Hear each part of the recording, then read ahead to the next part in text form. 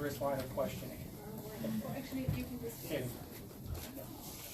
So we're waiting on one more of our panelists to join us. So for those of you who don't know me, I'm Associate Dean Jim Gabarty, the Seidenberg School. I'm looking around for familiar faces because I run a lab on the 10th floor at 163 William Street on big data. And we teach students how to work with large data sets, starting from very, very elementary kind of introduction to SQL, and we show you a little bit about Access, and then we bring into SQL Server, and we're just now placing an order for a rather large server that we're going to be using to store several hundreds of millions of records, and we skew the data, and we ask students to interpret the data. So that's one of the labs that I run. I also run a cybersecurity lab and a telecommunications lab. These labs are open every day in the afternoon, and they are available to you for free. And because you're Leuven folks, I am not surprised that you don't know about our lab, but I'm kind of inviting you, because I have 1 foot in the Leuven School and 1 foot in the Seidenberg School. And all things that have to do with IT, count me in. So I'd love to meet each and every one of you and see you come over to the 10th floor at 163 William Street and introduce yourself, and I'll show you around and hopefully get you involved in some of the really cool activities that we're doing, which lead directly into what we're going to be discussing today. So I think we'll just take a quick review of the 2 people that are here so far as we wait for our third guest. Starting from my extreme left, you want to introduce yourself? Oh, sure. Yeah, that's me. I'm Shal Chowdhury. I graduated from Pace Leuven in 2003. Since graduating, I've been involved in the Leuven alumni board. I think except for 2 years I was at business school, I've been part of the alumni board. I haven't been to some of the meetings lately, but aside from that, I do come here at least once every 2 months. Professionally, I currently work at Barclays in payments and technology investment banking. So just to give you a little bit of, I guess, my background, so if the audience have questions afterwards. Since Pace, I worked at a few firms. My first job was at Goldman. I spent 5 years there. I did sales and trading, among a few other things. While I was there, I realized that the knowledge that I was gaining there over time, I was getting sort of like diminishing return. Like once you learn something, you don't really get much out of it. So I went to do investment banking, went to business school. I went to Duke for MBA. Graduated in 2011. Since Duke, I worked at UBS for about 2.5 years. I used to cover healthcare in investment banking. Then I went to work for HSBC. I did M&A for about a year and a few months. At my current job, this is my 2+, it's going to be 3 years next year. So that's kind of my background. In terms of the topic here today, how fintech is relevant to me. So I cover payments companies and technology services companies. Fintech, the term has been coined, I guess, whenever, maybe in the 70s or 80s or even earlier, when we started to computerize a lot of back office work in the financial services industry, which now has, I guess, grown to be a much wider definition. But I'm just going to, I guess, end my introduction here, then I'll come back with any questions. Okay. And to my left? Yep. Hi, everyone. Eileen Lowry. I lead our blockchain garages for IBM. I'll talk a little bit more about what that is. Hopefully, many of you have heard of what blockchain or Bitcoin or something of that nature, cryptocurrency. I'll explain some of the differences and what IBM's focused on from a blockchain perspective. As far as background goes, I have an undergrad degree in computer science from a small school in upstate New York called Union College. I've been working at IBM for my entire career in various capacities. Started on the technical side, actually moved into corporate finance for IBM, so I spent the majority of my career there. While I was in finance for IBM, I was getting my MBA just slightly uptown at Stern, and was doing that part-time, so continued to work in finance. And about a year or so after my MBA, I moved on to more of the business side again of IBM. I did M&A for IBM, bought a company, sold an asset, and then moved into blockchain, which I've been doing for the last 2 years full time. So just by a show of hands, I'm curious, how many of you have either are engaged in taking classes in Seidenberg or in IT or computer science, or actually, besides being finance majors, also cover the tech side of life? How many of you are doing that? So you guys are all going to be wealthy, because that's the future. I tell my students in Seidenberg when they graduate with their MS in CS, these are, we used to call nerdy type people, and I count myself as a very big nerd, so I'm allowed to say this. So people that are really interested in technology are generally a little bit unaware of the power of what they have in their head and their ability to do some really cool things in the world. So I tell students that graduate, as soon as you graduate, run around to the front door, sign up for an MBA at Leuven, get your degree in finance or get your degree in a related field. And if you have a finance background and an IT background, you're in extremely high demand and will continue to be for the foreseeable future. So just to kind of prove that what I'm saying is accurate, and that you should really consider doing maybe a double major or minoring in IS, Information Systems, or CS, and I'll talk to you about that if we have time later on. I'll address my first question, I guess, to Shal, but before I get to that, we have one more person who joined us, and that's Helen. Yes, hi Helen. Hello. So we just kind of finished doing a brief introduction of ourselves. If you would just give everybody a quick update on who you are and background. So I graduated from Bazel in '97 with a computer science degree, and I felt like Pace really uniquely positioned me for success with that degree. I agree 200% with everything you just said. My career story really accentuates that. I'm originally from Ukraine, which is again like what PACE stands for, is kind of how do you bring people, immigrants, refugees, like from all different backgrounds, and progress them to the highest type of jobs and income levels. And I started as a software engineer at JP Morgan. PACE is a good business school as well, so I've taken some of the minor classes. Back when I went to PACE, it was the other way around. No matter what major you have to minor in business. Because PACE being a good business school, plus also in New York City, financial sector is very, very good here. That's the jobs. Now it's an amazing shift. There's no matter what major you have to study technology. And I would love to talk more about this. But anyway, so that led me to software engineering and leadership roles at JP Morgan. I was executive director before I left. Then I wanted to try out the startups. So New York City has a really vibrant startup scene. So I was a CTO for analytics company. We built product from scratch, sold it to banks and hedge funds, and I got a sense of what is it like to build a product.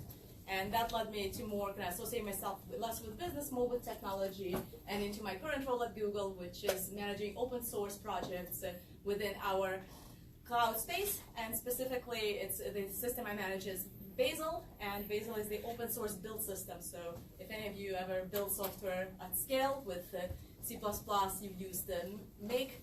With Java, you've used Maven, and Bazel is the next generation tool in that spectrum.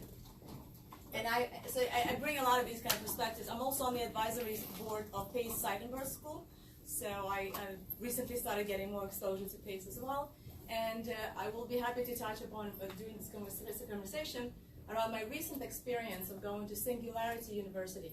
That is the Silicon Valley's think tank that comes up with the most wildest, biggest ideas and talks about exponential technology and how technology is changing, not for the next 5 years, but for the next 20, 30 years, every sector, from energy to healthcare to finance to any law and legal professions. So I will, I'm definitely going to comment on some of those findings and some of those ideas that you can pick up on.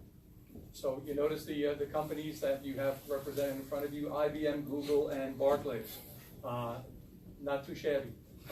Incidentally, the lab that I told you about, that I expect each of you to come by and visit me and introduce yourself.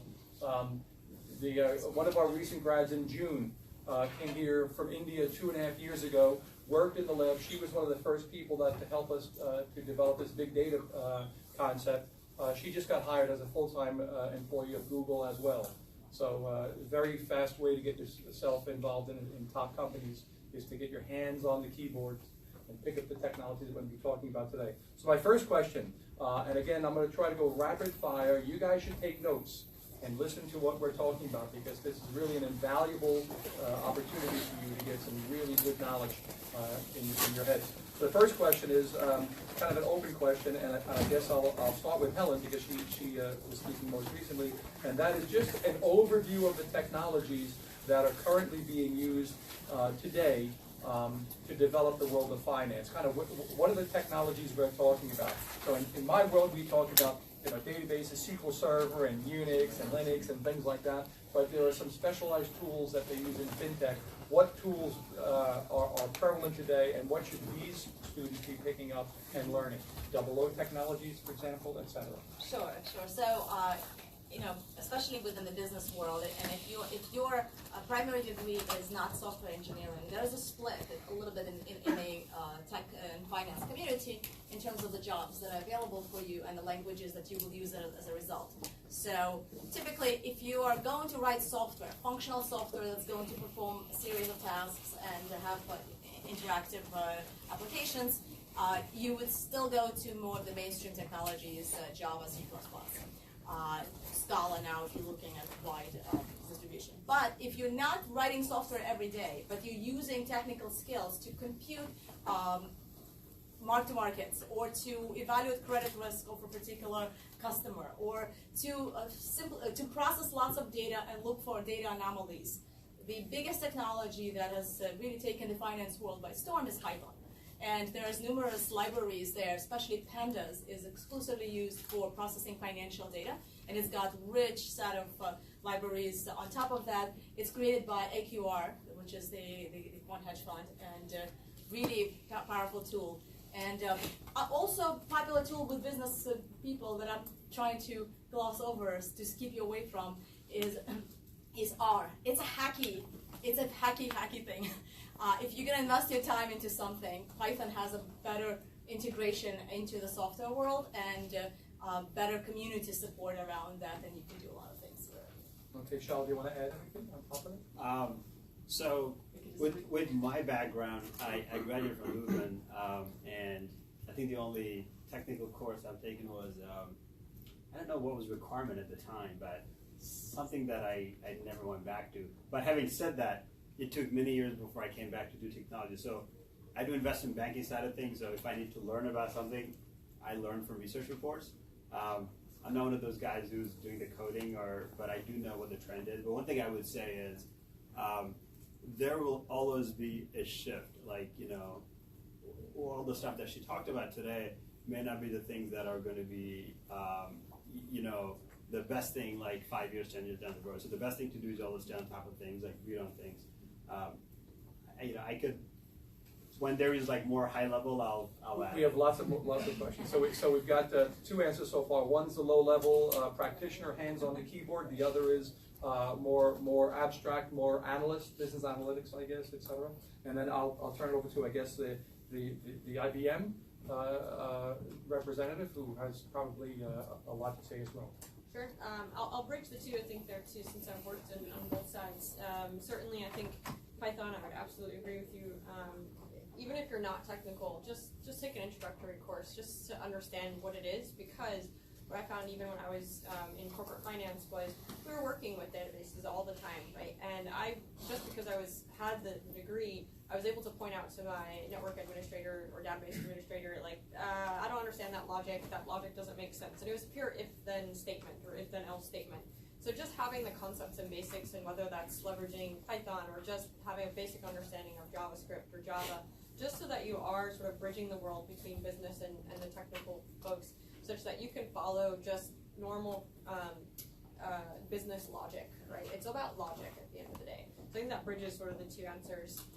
And then just specifically to my own job from a blockchain standpoint, while it may not apply to just pure corporate finance, when you look at just the financial services world, whether it be capital markets or investment banking, to payments, to insurance, the use cases and opportunities are vast and broad. So just having an understanding of what blockchain is at the highest level, and then sort of creeping down lower and lower. And if you're technical, then you're actually getting hands-on keyboard.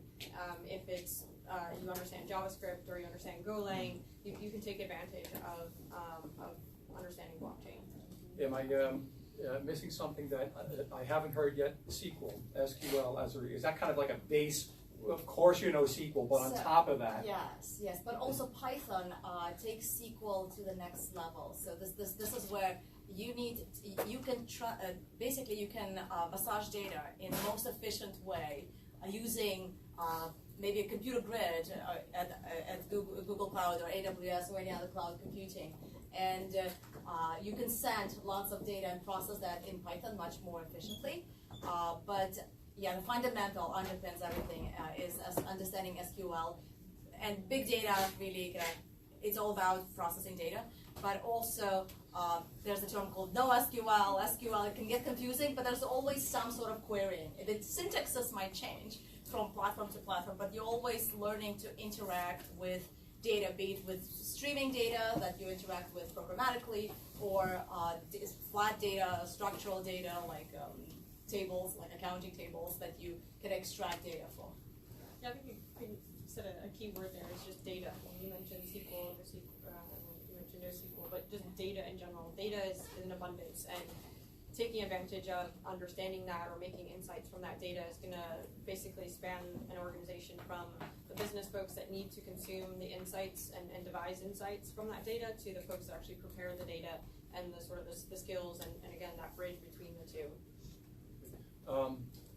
The technologies that we just discussed, did they come about as a result of some push or drive from industry to create these technologies, or were these technologies created and then the industry said, there's a new cool tool that we can make use of in order to do something? So kind of like chicken and the egg. Did the technology shape the financial direction that we're going in now, or did the financial direction more or less cause the creation of R and all these other types of technologies that people are playing with? What are your thoughts on that? Which came first? In other words, where did these technologies come from? Because up until 10 years ago, many of these technologies didn't exist and we were doing fine. So here we are 10 years later, and now we're all being told, you have to learn this stuff, this is the future. Well, why is it the future? Why are these technologies so important? Yeah, definitely use cases. Drive the evolution of technology. And the interesting story I would say is that Python, by data scientists, by finance, by data operations people, is a relatively, and also are both relatively new phenomenon. And it started, at least within the teams that I worked at, it started from a very interesting thing where Excel had a limit with how many rows you can put on a sheet. So technologists and finance professionals started looking for answers. Well, how do we not get past that, but still get a nice representation, nice features of Excel that you can aggregate data, create pretty charts, but how do we do that on a large data set? Because as you mentioned, the data is in abundance. How do we take advantage of that? So Python existed for tens of years before it started being really used for finance. But it was really more for scripting language, a glue language that holds your different systems together. And through this real discovery that it's more efficient, it's easy to write code, it's easy to read, the community, both the finance and the engineering community, developed a series of libraries that make Python processing very similar to Excel, but work on massive data sets. And then many other use cases, but this one is interesting for me because I was right there when it was happening. I'll pick up off your response around Excel, right? You're always going to find a business problem where you hit some limits, which results in something new being created, or an alternative to what's being used today. And I think what really ends up happening is some level of development happens, right, which is a push out into the community to try something new.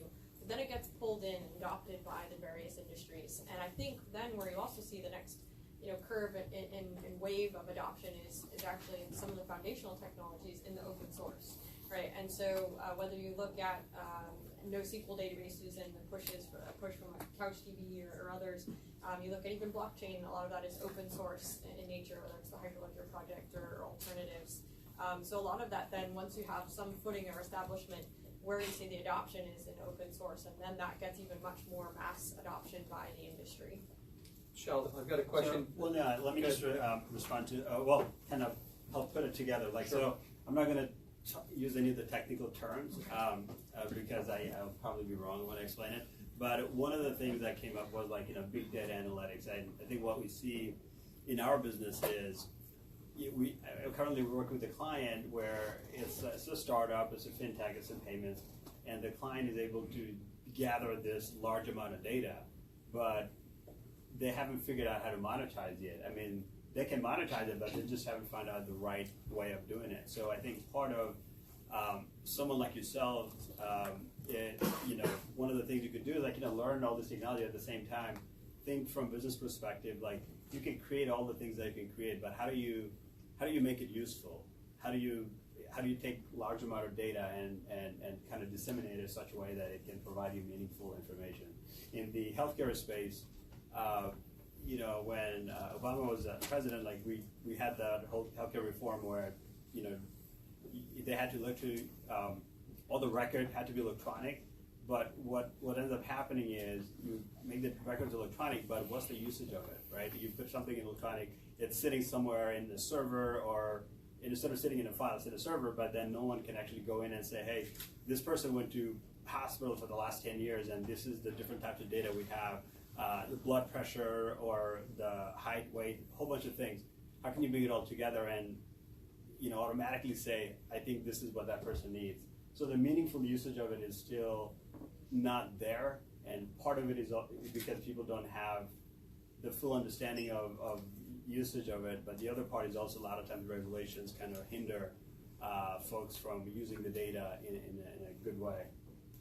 In the payment space, what I can say is financial companies are regulated, so there might be lots of data within each of the organizations, but you can't really use that data together, partly because no one is going to come together to actually make things happen. In the blockchain space, for example, there's a consortium of companies, including Barclays, and you can probably speak more about the blockchain. And I only know about it because as I said, I'm on the banking side, so I know things at a very high level. And they're trying to figure out a way to how do we make blockchain useful in the banking space. Is it really important for a trade to happen today, but it settles in 3 days? It was useful back in the days when someone had to actually go walk over somewhere and provide that ticket. Say, you did this trade. This is the buyer. This is the seller. Now you settle it. But we don't need that anymore. We can settle something real time. So a lot of it has to do with people really understanding how do we make something useful. So my question was going to be, and you answered it, which is what excites business professionals most in the fintech space? And my second question, which is a follow-up to that, is what is the fundamental demand for these technologies? And it sounds as though to you, payments is the hottest thing right now in the fintech world. Would you agree? Oh, I agree. I mean, I out of all the jobs that I had since I graduated, I think this is one of those exciting jobs that, normally like you have a job, you think about like, what's my next move? I haven't really thought about it because I really like what I do. But in the payment space, it's hard for someone outsider to know what's going on because, like back, maybe those of you who have been around for longer would know that if you went to a small business and wanted to use a credit card, oftentimes you couldn't do it because they wouldn't accept credit card. It's not like they wouldn't accept credit card, but it was very expensive for them to do it. And those who accepted, they would have a limit, like minimum of $10 or $20, right? Credit card limit. But today you can go somewhere, use your credit card and pay for your coffee, or I even paid like 25 cents in a credit card. That probably cost the merchant another 25 cents. But part of the reason is because it's very expensive to, have the point of sale devices. Is very expensive for them to use the whole credit card because you have to pay MasterCard, Visa card. There are tens of other companies that take bits and pieces of that payment that you make. But since all the innovation that happened over the last few years, Square is one of them. There are a bunch of other small companies. Level Up, you can go and one of the things Level Up does is like, you use their Level Up app, and they aggregate all the purchases you make, then they make one charge. So then you can eliminate a lot of the charges in the background. So there is a lot of that happens in the background that many of you don't know. Even like Apple Pay, for example, why hasn't it taken off as quickly as we thought it would have? Part of the reason is, again, acceptance is one of them, right? You have other merchants accepting it, and for them to accept it, they also have to buy devices that will actually be able to help them. One of the trends that we're seeing is all the fintech and the payments were there. Everything is being run by software. So if you can add a software to a payments device, every time there's a new payments method, you don't necessarily have to change the device. You just update the software automatically, and it will be able to recognize what payment method you're trying to use. So that's the kind of stuff that kind of excites me.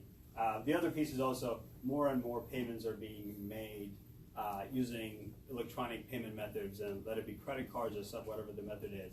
I think currently 40% of transactions happen in cash versus 60% credit card, where this trend used to be opposite like maybe 5-10 years ago.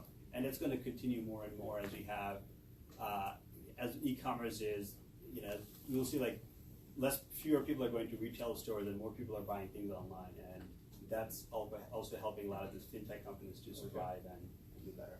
Okay, my next question, I guess I'll start with Helen and then move to Eileen, and I'll ask you both from the technical perspective to give a layman's definition of one of the words that have been thrown around a couple of times so far today, and that's blockchain. We'll ask the Google and then the IBM. Google, that's not quite Google. Unless you want to start with the IBM. Google, what is blockchain? I like you Google blockchain. Blockchain for the common man. What's the best way to describe it? It's often described as a database, but consider that it's not the database that you own. It's a set of data, but it's the database that's owned by everybody else. It's a distributed database. Another term you'll hear is distributed ledger technology, and that's getting into more advanced, but you're all finance people, so like reconciling and accounting and ledger is all about that.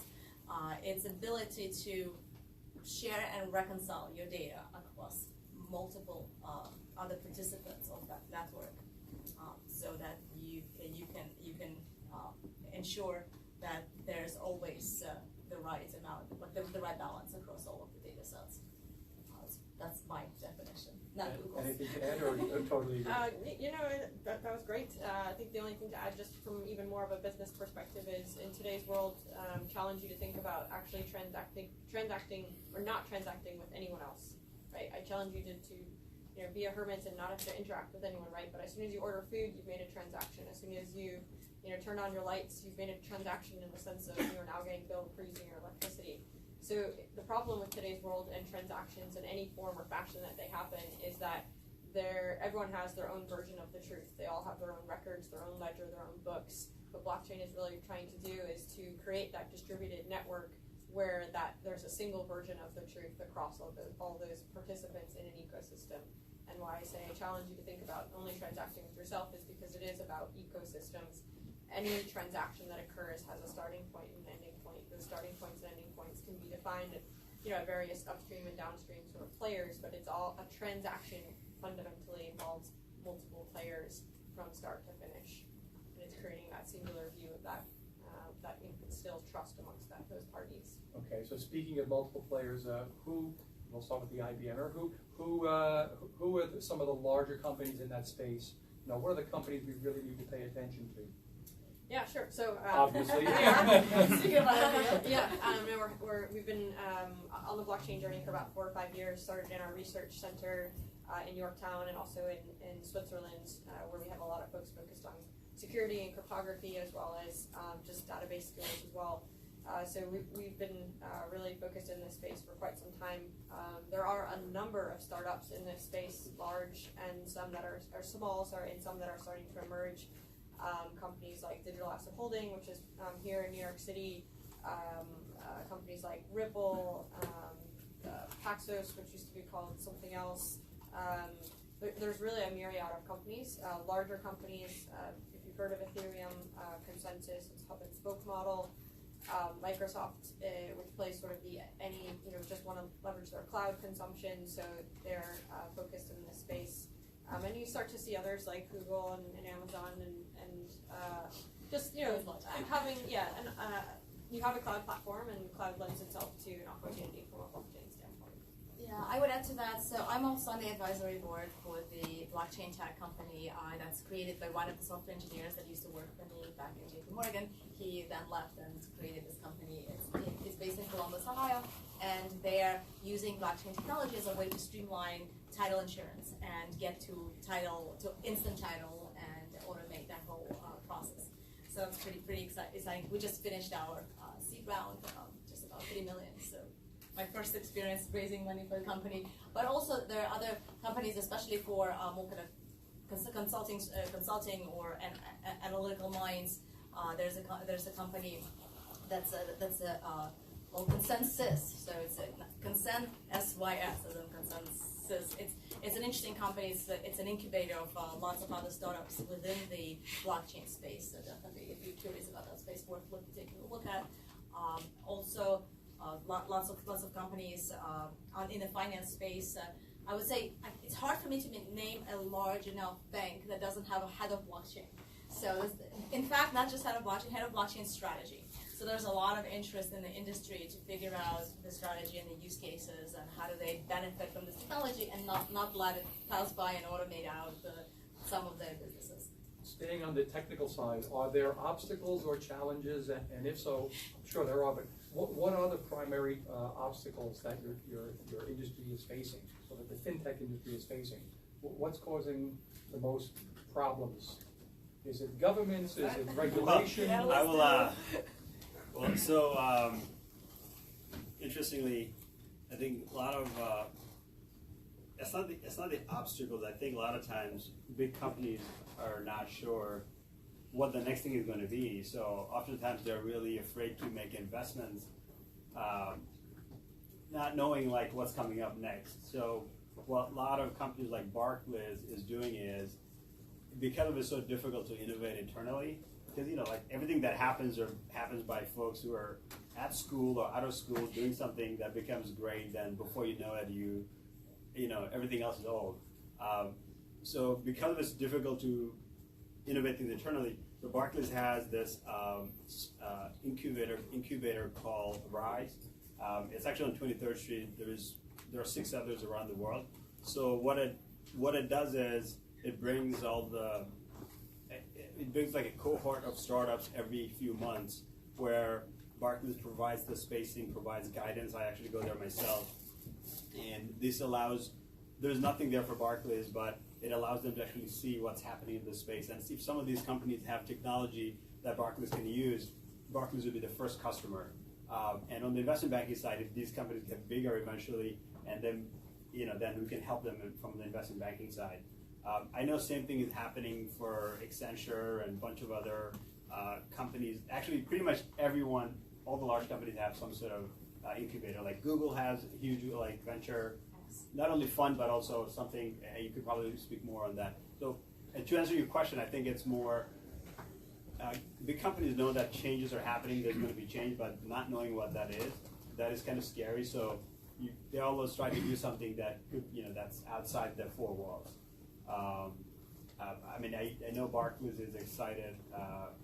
One of the issues early on when we had this incubator is a lot of the ideas that are being presented would not actually come back to the firm. And part of the reason is because people who are actually deciding what to bring in within the firm are people who've been sitting there for years and years, and they don't really understand the technology. So they have made a lot of changes internally to make sure that there's a good technology that may not be understood by people who are sitting in that job, but there's a third person who can actually help bring that in-house. Okay. Yeah, I would kind of tag on that. There's actually a term I learned at Singularity is called innovation on the side. It's on the side of the large organization. There's definitely this realization that either you do an incubator, or I'll give you an example that I was fascinated by. Lowe's. You wouldn't think of Lowe's as particularly innovative, the home improvement company. They've created a chief innovation office. They're doing amazing things, among which they decided to partner with this really cool new startup called Made in Space that's trying to figure out how to 3D print things in space. And I've met the founders during my trip there, and at this point, Lowe's has, through that partnership, the astronauts have 3D printed 120 parts in space. Obviously branded Lowe's, wrenches, and whatever else they need on demand. And like think about how do you take that vision and explore it out? It's basically a path to printing stuff or building stuff in space without needing to take it in a rocket and move it up. So that's like a very kind of vivid example of like you take a super traditional company and they pair up with this really wild Silicon Valley startup and something amazing happens. This is what accelerators are achieving. Venture capitalist firms are probably one of the most exciting places to be. There's a ton of them in New York City as well. There's Union Square Ventures. There's Bold Start Capital, and a whole spectrum of venture capital firms. If you're a tech-savvy or tech-interested finance professional, that's an amazing opportunity to get exposure to these startups and evaluate, are they financially sound? Is their product a good product? And these are the kind of jobs that maybe didn't exist to that level 10 years ago, but now there's a really big opportunity for everyone that can bring the two together. Okay. Just to pick up on both of what you've been saying about just advisors, right, in general, whether it be on an incubator itself like Rise, which is a really cool space. I don't work in an IBM office. I work in Galvanize, which is where IBM has its garage space. So it's another co-working space. There's advisors or people around just to help you or be a mentor, whether it be on the technical side, things to think about from a business model or business case perspective. And then outside of that model is then just advisory firms, whether they're actual legal law firms or just consultancy firms that have been set up to not only guide you through the paths of what the technology might be, but really then to loop in the regulatory side of everything to ensure that what you might be looking at, whether you are an enterprise customer or an enterprise or a startup, exactly whatever you're trying to do with this technology, are you staying in compliance, or what are the risks in terms of where you might be going outside the bounds of the current regulatory environment, and how to navigate through that appropriately so that you're sort of marrying the two of technology with then the right level of compliance. I was listening to a discussion over the weekend, I think it was on Bloomberg Radio, and they were talking about blockchain and bitcoins specifically, and they said one of the countries that is dealing with this in a very scared way is China, because China, as you know, has capital controls to keep the rich folks from moving out of the country and taking their cash with them. So they put all sorts of these blockades or whatever to keep them from doing that. But a person today can transfer their Bitcoin ledger to their cell phone, walk out of the country with all their millions on their cell phone, and just continue the chain. And there's nothing that the government can do about it. So kind of cleared up in my head a little bit why a few years ago China said we're not going to participate in this, and we're going to kind of move away from the technology. So that from the government perspective, it is pretty shaky or a scary thing, because the regulators don't know yet what it is. The market hasn't been defined yet. I've got just a general question. Assume that the market does become defined, and the technologies are in place, and you've got multiple vendors. How does one bank differentiate itself from another bank if they're all using the same platform? Isn't that going to kind of level set everything, right? Because right now they can play with interest rates and do all sorts of games to differentiate one from the other. But if if all the transactions are blockchain, what does that mean to the different banks that might use these technologies? I mean, it really varies by use case.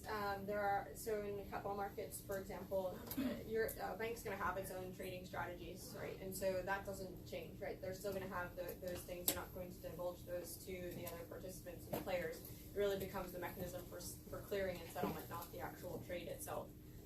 Other use cases are more collaborative in nature, where it's just the friction is the actual ecosystem in that transaction. So take, for example, trade finance. Trade finance covers so many different players that it's, while yes, there's some level of a competitive advantage to it, it's really what the friction in that transaction is because it goes through so many players as far as not just the financial aspect of moving a good from one part of the world to the other, but then also the documents, and in addition to the physical good movement from one part of the world to the other. So those types of examples become much more complex in the nature of just the financial component, as well as the component related to the good itself and the documents associated with that. So it becomes much more of a collaborative opportunity. I would add to that, and having spent 17 years at a bank, is that it's really, banks differentiate themselves by service and by products that they put on top of the strategies and on top of technologies that are available. So I don't see that particular changing. The reason why banks are so excited about these technologies is that they see them as enablers for more products and also as cost cutters and reducing friction in many ways.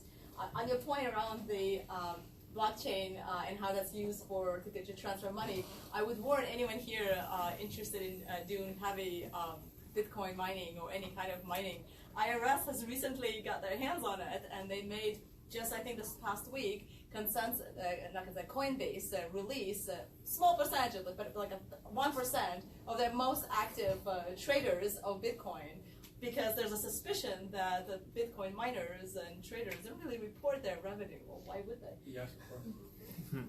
So keep that in mind. IRS is catching up, which is interesting also to see as a new development.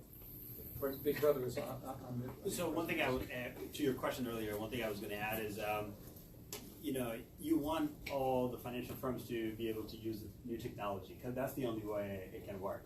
So it is not necessarily a differentiating factor, as they were saying earlier, it's the service, but that's part of the reason why there are a bunch of consortiums out there. They're just trying to figure out how do we all get in the same system so it makes it easier for all of us. Is there a best consortium or one that's becoming kind of like a standard? R3 is one of them. They're exploring a whole bunch of things. I wouldn't be able to speak too much about it, but I know Barclays is part of it, and a bunch of firms.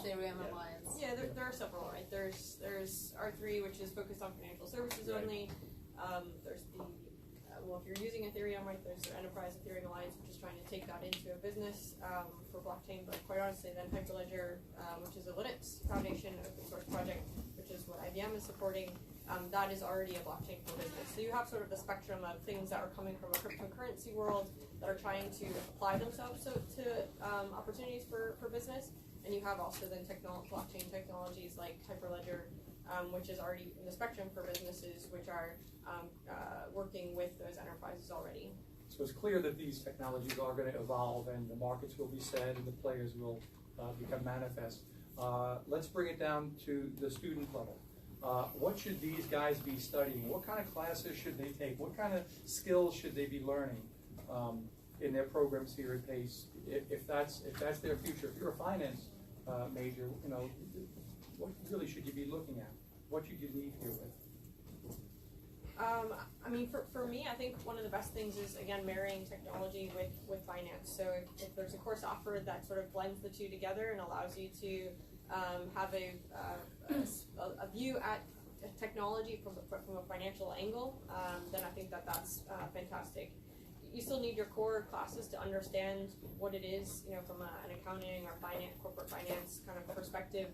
Because if you're going to go into your day-to-day job and understand what you're doing and then how technology might impact or influence your job, you need to have the core competencies of those skills as well. What might some of those core competencies be? The stuff we talked about earlier? Yeah. Like I said, coding, SQL. I'll be a bit more specific. Yeah, please. To take on that. So like on a purely specific technical level, I would say that statistics is actually the number one discipline that is used in understanding, processing data. And statistical analysis and the thinking that goes into it is going to prepare you better for understanding how to make sense, or as you mentioned, productize that or monetize your data. So data science, of course, is a profession that is now created that didn't exist maybe 10 years ago or maybe even 5 years ago. So that the foundation for that is statistics and also engineering.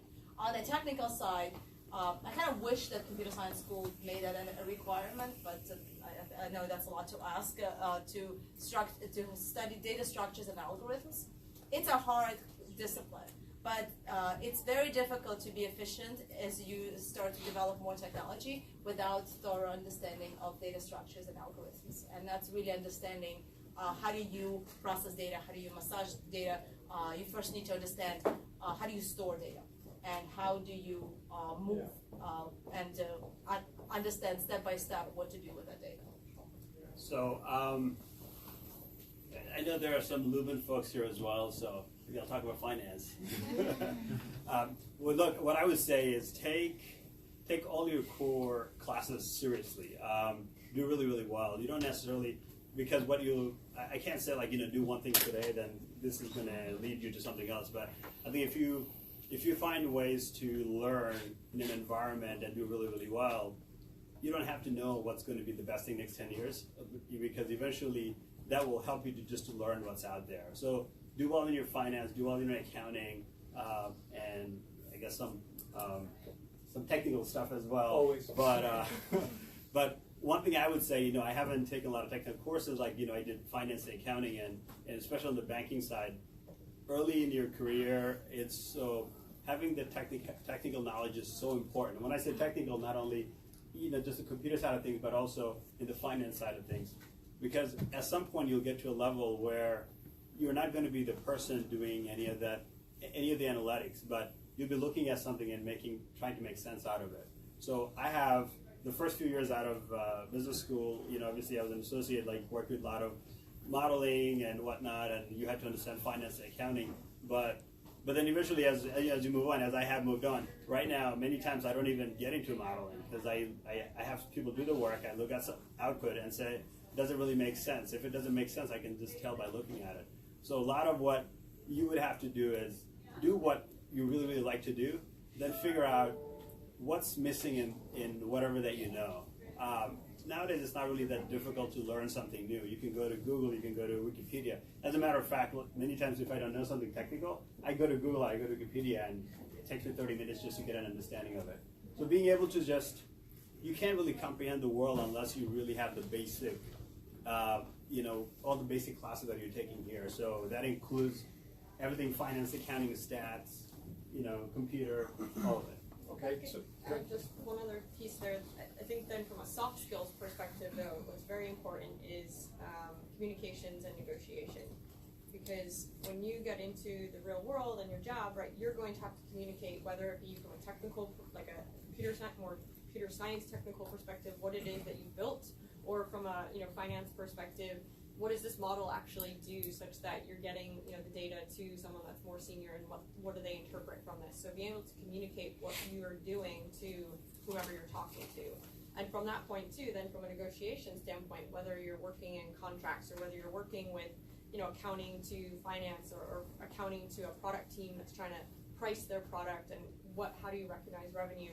Again, being able to negotiate and talk to what it is you're trying to do and what you're trying to get out of that conversation. So those are also just more from a soft skills perspective, I think, very core and important classes to focus on. So, I wanted to top it off on the personal level. Tips from my son, who's 17-year-old, that just applied to PACE actually. Steinberg, I hope. Specifically cyber. Like he's very into he watches Mr. Robot and all the other things. Some of you probably know what that is. Actually, the producer of Mr. Robot went to PACE with me in my class. Wow. So one of the producers. So that's pretty cool. In any case, he made a rule for himself that he'll read 3 articles a day. And those articles have to be specific, usually on Medium, because Medium is a good source, but there's lots of other places. And the articles have to be something around personal self-improvement level, so maybe developing that soft skill that you mentioned. Another article is something about the future, like what are some of the things that are happening that could change the future. And then another one in your area of interest, deepening your area of interest and broadening the spectrum. And that would give you a sense of where to head with your career, because the best part about our future, and it's been true for decades, is that the jobs that you're gonna have even after you graduate may not have been invented yet, or maybe you will be inventing those jobs. So how do you know? Well, keep your pulse on what's happening, and that's the best way to do it. Well, let's. I'm going to keep you going with the comment, and then the other two can chime in. And that is a question. is the fintech industry changing? Is it actually shrinking? Are the number of jobs that are going to be available as a result of these technologies permeating the markets? Is that actually shrinking the number of players, or is it creating jobs? So, and the second part of that is, which jobs are going away and which jobs are being created or increasing in terms I should probably tell you what I learned at Singularity, because that's exactly what they do. They study the impact of technology and advancement on our economy 10, 20, 30 years down the road. And yes, the big idea that Singularity stands for is that jobs will decline, especially the manual jobs, the truck drivers with the self-driving cars, with the blockchain, some of the administrative jobs that have to do with settling and reconciling records. With technology, with machine learning, the jobs that will be in less abundance are the manual labor, manual testing. So if you're trying to do something over and over, if anything is repetitive over time, it will be automated. Obviously the idea is to create. And another example that I learned also, Autodesk has latched on this idea of generative design. Look it up. It's pretty impressive how they've given parameters to the computer, to their software, and said, I need to design this kind of airplane door that is going to be able to sustain this type of resistance and this type of load and all of those parameters. And it's designed using the AI, using machine learning. The software itself, not the engineer, but the software design, the most optimal design for performance with the least usage of materials, and now it's being used in aeronautics industry. And the future is basically the best future that you can have for reducing your risk of the jobs being eliminated is interface with technology. Jobs of the future are jobs where we command the army of robots, or the army of computers, or whatever the technology that you use, you need to be able to interface with it. As a doctor, as a finance professional, and even as a designer. Shal?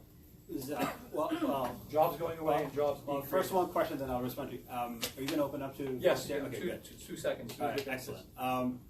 Look, what I would say is the view that I take is do something you really are interested in, you really like. Because personally, it's really hard to predict. For me, at least, like I feel like sometimes it's really hard to predict what job is going to be gone. Although some of what we heard so far is true, that anything that's processing oriented will go away. But just do something you really like, and if you think that your job is going to go away, figure out where is it going, and what can you do with it, right? Just because some of the jobs are going away does not mean other jobs are not being created. If some jobs are going away, that means somebody's creating something else. Then do that something else. I would just focus more on something that you're interested in and kind of digging deeper into it. More so, be less worried about what's going to go away in 10 years, but more, think about what is it that you like to do? Try to find something to connect with. Yeah. So I just add that I really think that it's more about that technology is going to influence some of those jobs. It's man and machine. If you actually go back in time, and I think it's John Friedman's or Mr. Friedman's newer book, he talks actually about the fact that when the sewing machine was invented, it created more jobs because it made sewing clothes that much faster, which increased the demand for no longer having a shirt that was made by hand, but now that was made more quickly, and they could produce not one shirt a day, but maybe 10 shirts a day. So while some of these manual jobs may be augmented by technology, it may actually enhance their role and what they do, and everyone needs to continue to build their skill set and to fine-tune their skill set, but some of those jobs aren't going to go away. They're going to be enhanced and changed in a new way, leveraging technology. We see a lot of that even just with some of these more manual jobs that now have data to improve the decisions that they make from a manual perspective. Yes, the truck driver may not be as useful in its just traditional fashion, but if they have data to take the most optimal routes, and self-driving cars aren't quite a proven thing yet, then maybe they have a way to save on fuel consumption, right? So that changes their job as opposed to eliminating their job. Just FYI, McKinsey has a very good article that came out over the weekend that discusses the roughly $800 million jobs that are going to disappear before the year 2030. Right? A very, very scary article. Read it. The future is coming, like it's almost here. So you need to differentiate yourself. So with that, I want to thank the panelists, but I want, before we clap or do anything, I want to open it up to you guys to allow you to ask them any questions you'd like. So Eileen, Helen, Shal. I have a question for Eileen. So decentralized systems has a lot of limitation in terms of number of transactions per second. As of now, they tried sharding. They're trying a lot of stuff regarding the number of transactions, whereas Visa can process 2,000 transactions a second. So do you think the blockchain system can adapt fast enough to become mainstream, to be a real threat to payments technology like Visa? Yeah, so it does become a matter of what are you trying to use it for, right? Visa obviously has a number of transactions per second today, but does that transaction actually happen real time? And so it's depending on what you're trying to use the technology for. The transaction rates exist for certain use cases already. Now, is blockchain the best use case for high-frequency trading? No, but it does have a better transaction rate than Bitcoin. The transaction rates that we've been seeing are in the thousands of transactions per second that you can do. So again, it depends on what you're trying to do. B2B payments aren't necessarily always the fastest and the most in abundance from a frequency standpoint, so that it can work with for those types of use cases. So it just depends on what you're trying to do. Yes. So question for Shawn. So basically, you talked about a lot about the importance of data, but what I wonder is the ethics of using it and accessing it. For example, nowadays there are commercial banks and other credit rating agencies, so they may collect very private data from their individual customers and to estimate their default rate, how possible they're going to default in the future, say a couple months or next couple years. My question is that how does the big companies, big commercial banks, evaluate the importance of the ethics of using and accessing and manipulating data? Well, I think if you're already, so let's give for example, like if you're already doing business with, let's say, Chase, I'm going to pick Chase, and they already have all the information. So they're using information they already have internally about their customer to see how they can better serve their customers. And I'm not, I guess, so that's one piece of it, right, where data is contained, right? Now, many times you'll see, you visit so many websites and so many companies out there accessing your data. I mean, I found out like a couple of years ago that every time you visit a site, there are actually 10 companies that are sitting behind the scene and information. Exactly. And so those are the ones that I have a problem with, actually. I don't have a problem with my financial institution having access to my data and using it to help me serve better. I mean, obviously to help that, it's serving them better as well, right? But I think this is a wider, just having having all these apps in your cell phone that tracks where you go, what you do, and all kinds of stuff. I mean, who knows what's going to happen? So I personally have a problem with that. So I don't think that's a question for, at least in the industry that I am in. I don't think at least things that I see, I don't think they're doing anything that is ethically as big of an issue as the companies that are outside those walls, where these companies could do pretty much the same thing. There's a Money 2020 conference in Vegas every year, and some of the companies that I met, I was kind of shocked how much information they take from individuals and they sell it to different parties. And it was just shocking. So I think a lot of that has to do, maybe it has to be the regulators, and there has to be uprising from people to eventually say, we need to better protect our data. Let's remember there may be marketing people in here as well. That are saying, thank God we allow that to happen. I mean, I think there are ways to do it, but I think unless, I personally believe in my privacy or anyone's privacy. It's so data analytics is great, big data is great, but it depends on where that data is being used and how it's being obtained. But is there a possibility that the big companies may abuse using data? They may abuse the usage of data? Well, I guess I'm a consumer as you are. Maybe I will speak from that perspective. Okay. Look, it's highly possible. I don't know, but I have issues more with the other thousands of companies out there that are not being regulated. Right. I mean, at least regulated companies, eventually they know if they screw up, they have to find ways to make it good. But the ones that are not regulated, that's what I'm scared of. I'm sure the Google and IBM folks here will say, of course, the temptation's there, but you guys are really on the spotlight. Very strict rules around so they can't get away protection, with anything like obviously. that. Yeah. Great question. Other questions? Or did you want to add anything? Anybody else? Sure. So if you're going to hire a blockchain intern for yourself, There you go. so what are the skills that value most? Is there any certification you can suggest us that we can do? Yeah, so we do have badges out there from an IBM perspective. You can take a couple of classes. We have it out there on our Developer Works website. If you're technical, right, having skills in C++ or Java, JavaScript, Node.js, those are from a technical perspective the languages that we're looking for. Experiences, just developing in small teams.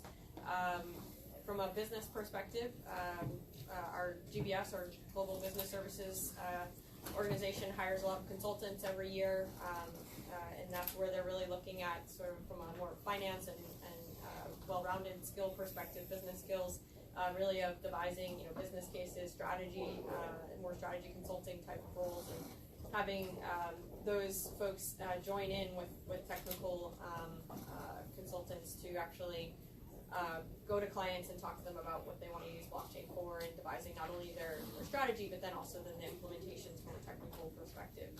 Marketing, same thing, right? Opportunities from a marketing perspective of the solutions that get built, either that IBM is specifically building or that we're doing on behalf of our clients. So really, the opportunities from a blockchain perspective really span the spectrum of technical to business. About Google, what are you? Anything? I'm not hiring any blockchain interns, I can tell you that. But I'm advising a blockchain tech company, and I think you need to really understand the use case. People in the blockchain industry are also very suspicious about anyone that wants to use blockchain for everything. So understanding if you're joining, why are you joining this project, and what do you know about the industry or the use case that it's solving, and really doing your research on, what are the use cases of blockchain and payments? Someone just mentioned that you won't use it for high-frequency transactions. Okay, well, that gives you more credibility that you actually understand not just the technical aspects, but how you can apply those concepts to a particular problem. I think we're 5 minutes over, correct, Heidi? Yeah. All right. Do we have time for one more question? Yeah, we have time. We have the room. Maybe for for questions Oh, we have for the room for- professors or Yeah. So, I think you said that statistics is important. I just want to make sure that I understand what kind of statistics you're talking about. You're talking about data mining, cluster analysis, forest analysis, etc. Or are you talking about econometrics, building those kinds of time series models? And It depends what you want to do. So if you're working with financial data, time series is a must-have. Even if you're not specifically working with that yourself, understanding how that works, so you can communicate with your colleagues on a respectable level, you need to understand time to be able to do time series analysis. And I would just say, basically, you can go statistics, you can go far advanced, and the quant modelers are the ones that actually create the sophisticated models that price securities or evaluate risk.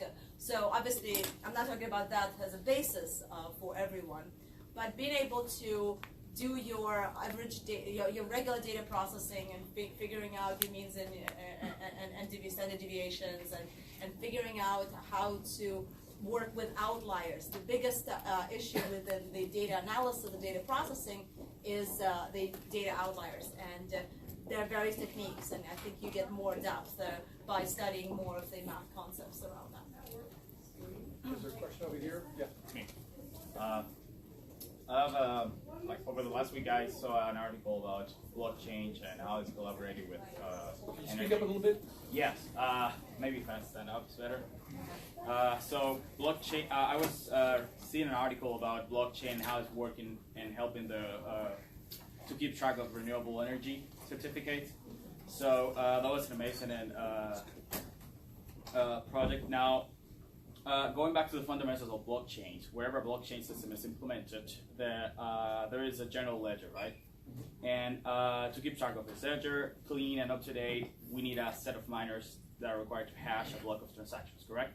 So I was worried about that because I was reading some articles that said Bitcoin transactions now uses as much energy as an average house in a week.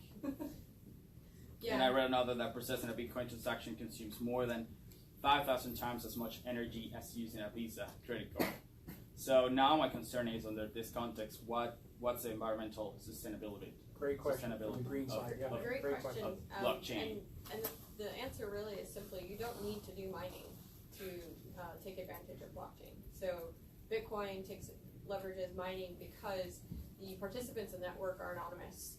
So you don't know who's in the network, but all the transactions are visible, and that's why they have the concept of mining to solve those difficult cryptographic problems. Other blockchain implementations have an alternative to that, whether it's proof of stake or proof of work, right? That also leverage compute power because people are either anonymous in the network, or there's some sort of pseudo-anonymous nature to the network. In a blockchain for business, and particularly what IBM is focused on in conjunction with the open source project called Hyperledger, is there is no concept of mining. Consensus is reached through business validation and ordering. So we sort of break apart the concept of, when a transaction happens, you're going to have to get validation between the relevant parties, and you'll discern this through a rule, if you will, of who needs to actually validate the transaction itself, which is, again, business logic. And subsequently, then just the ordering of those transactions, which today is really that compute power. When you think about mining and Bitcoin, that is a service that can be up in the cloud. It doesn't have to take advantage. It doesn't need thousands upon thousands of servers, and you can take advantage of different computer science algorithms depending on what your use case is to just order those transactions. So today, the implementation that Hyperledger Fabric uses is really a crash fault tolerance, which is Kafka, really just messaging from an ordering perspective of those transactions. There are other implementations, if anyone's heard of the generals problem, where did enough of the generals get the right message to attack or retreat the city? The algorithm for that is practical Byzantine fault tolerance.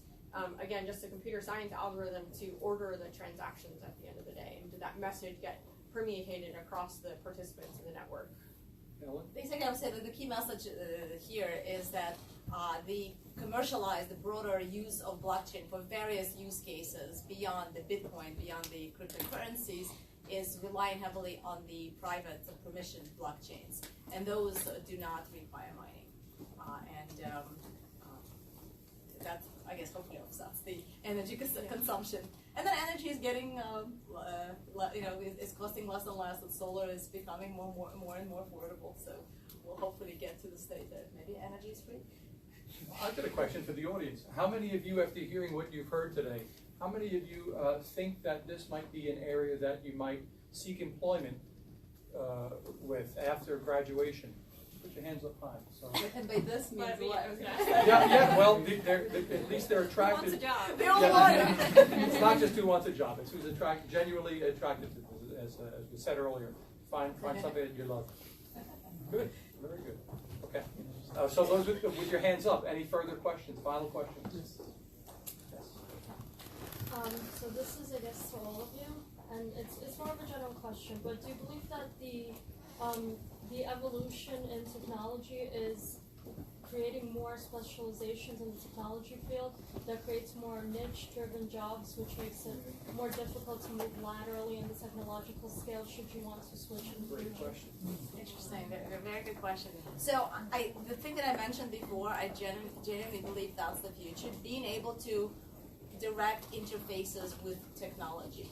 So being able to interact with your computer and tell it to do things, be it create the HTML program to show you your web page, or to create a Python program to compute your data, or to create a script that gathers some sensor data and gives you that information. I think there are still, those are the main fundamental concepts. The technology will continue to evolve.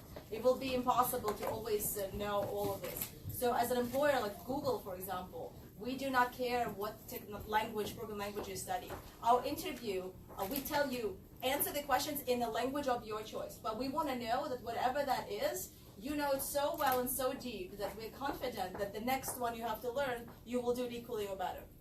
So problem solving and depth of what you know is what's more important and transferable, more transferable than maybe you originally thought. Like spending 17 years of my career at JP Morgan, I thought I will never be able to work outside of banking. I thought that my self-worth is defined by managing risk analytics software. Like that's it. And it was refreshing because I left and I went to a startup, and then I left and I went to Google. That the most transferable skill is managing projects, managing people, managing complex scenarios of moving data across different issues, responding to data outages or any other kind of disasters, and using really more for problem-solving skills and knowing what you know. Like they always test on what you know. I would just add to that too. I think purists from an engineering standpoint, right? They love to go deep on a technology. You absolutely need that. I 100% agree with that skill. You need to be able to go deep. At the same time, pick your head up every now and again and see what new trends have emerged, because your skills are transferable. When I look across my team of architects and developers, they've come from a variety of different technologies as their background, and they can still, become the greatest, blockchain architect or developer because they've had a diverse background. I would say, though, with that is build your network, because there might be somebody that you meet that also tells you about a new technology or a new skill that you should be building from a business perspective, and that's going to pique your interest again to sort of build out your skill set and leverage that network and mentors to help push you too. Because if you know that you're one that loves to go deep and you don't pick your head up, find someone that's going to nudge and push you and keep you abreast of the new things that are out there in the market. And read 3 articles a day. So with that, one thing I would add with the last comment is, obviously you want to be the smartest person in the room, but you can also be really smart by knowing smart people in the room too. So one of the experiences that I have had, at Pace as well as my business school is, a business school, like obviously, like some of the top ones, they do a really good job integrating people, like so people actually talk to each other. Where I feel like undergrad, I was in the student government, so I knew a lot of people, and I still talk to my friends who graduated with me. So whenever I need something, like I know who the right person is. I have a friend in business school who was a doctor in his before business school. So anytime I get sick, guess who I call? And that's just an example, but on the business side of things too, like I have friends in other firms where you're presented with a problem and you don't always have the answer. Well, sometimes you have your colleagues, but they may not always be as useful. They may not know what you're trying to get. So it's always good to know people who sit around you, even at school. If I had to go back and do it all over again, I would do a better job just getting to know what the skill sets are. What the skill sets for people who are sitting around me. So true, and keeping up with them over the years is really important. You are your biggest network. So a great place to do that is on the 10th floor at 163 Street in the lab. Okay, I think we're at last questions. So I think you have heard about a college professor who find a bug in the coding of a blockchain, a decentralized application. So it leads him to hack into the system and rob billions of dollars. So how much. It's a technology. Anything is hackable until you find it. So my question is for you, how can a beginner in a blockchain can find the depths of a blockchain domain where it goes? For example, cryptoeconomics, game theory, which is used for creating hash functions, and so what are some domains that you suggest for me to read into the blockchain depth? Yeah, you actually just said some of them. Again, people with deep crypto backgrounds, people with database backgrounds, because it's database-like, so the structures are important. Understanding even just front-end application development, because and visual developments, because at the end of the day, blockchain is a foundational technology, right? Just like you send an email, TCP/IP is under the covers, you don't think about the fact that TCP/IP is under the covers. So even the front-end component of developing those applications,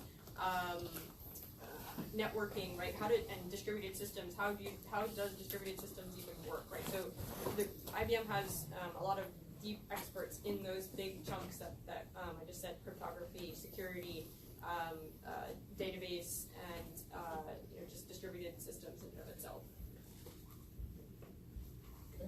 Okay, so join me in a round of applause for our wonderful panel.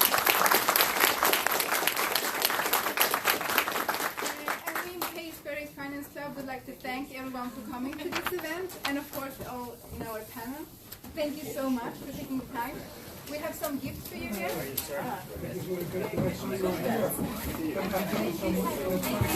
Oh, thanks. In fact, we just had NASDAQ at our office. I'm doing more the employer relations today.